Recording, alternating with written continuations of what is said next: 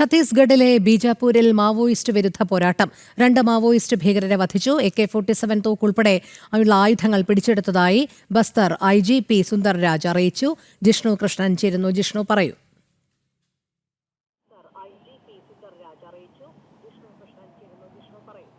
രോഹിണി, ഇന്ന് രാവിലെയോടെയാണ് ഛത്തീസ്ഗഡിൽ ബീജാപൂർ വനമേഖലയിൽ സുരക്ഷാ സേനയും മാവോയിസ്റ്റ് ഭീകരരും തമ്മിലുള്ള ഏറ്റുമുട്ടൽ നടന്നത്. ഏറ്റവും ഒടുവിൽ ലഭ്യമാകുന്ന വിവരപ്രകാരം ബസ്തർ IGP സുന്ദർ രാജ് നൽകിയിട്ടുള്ള റിപ്പോർട്ട് പ്രകാരം 2 ഭീകരരെയാണ് വധിച്ചിട്ടുള്ളത്. AK-47 തോക്കുൾപ്പെടെയുള്ള ആയുധങ്ങൾ പിടിച്ചെടുത്തിട്ടുണ്ട്. മേഖലയിൽ ഇപ്പോഴും പരിശോധന തുടരുകയാണ്. ഭീകരർ തമ്പടിച്ചിട്ടുണ്ടെന്ന വിവരത്തിന്റെ അടിസ്ഥാനത്തിലാണ് CRPFന്റെ കോബ്ര യൂണിറ്റും ഛത്തീസ്ഗഡ് പോലീസിന്റെ സ്പെഷ്യൽ ടാസ്ക് ഫോഴ്സും ബീജാപൂർ വനമേഖലയിൽ പ്രത്യേക പരിശോധന നടത്തിയത്. അതിനിടയിലാണ് വെടിവെപ്പുണ്ടായത്. ഏറ്റുമുട്ടലിൽ 2 ഭീകരരെ വധിച്ചിട്ടുണ്ട്. ഛത്തീസ്ഗഡ് മേഖലയിൽ മാവോയിസ്റ്റ് വിരുദ്ധ പോരാട്ടം സുരക്ഷാ സേന ശക്തമാക്കുകയാണ്. നേരത്തെ മാവോയിസ്റ്റുകൾ നിയന്ത്രിച്ചിരുന്ന പല മേഖലകളിലും അത് മുക്തമാക്കാനും അവിടെയും സാധാരണഗതിയിൽ വികസനം എത്തിക്കാനും സർക്കാരിന്റെ പ്രവർത്തനങ്ങൾ എത്തിക്കാനും നിലവിൽ സുരക്ഷാ സേനയ്ക്ക് സാധിച്ചിട്ടുണ്ട്. 2026 ഈ വർഷത്തിൽ മാർച്ച് മാസത്തോടുകൂടി രാജ്യത്ത് നിന്ന് തന്നെ പൂർണ്ണമായും മാവോയിസ്റ്റ് ഭീകരവാദം തുടച്ചു നീക്കുമെന്ന പ്രഖ്യാപനവും കേന്ദ്ര ആഭ്യന്തരമന്ത്രി നടത്തിയിരുന്നു.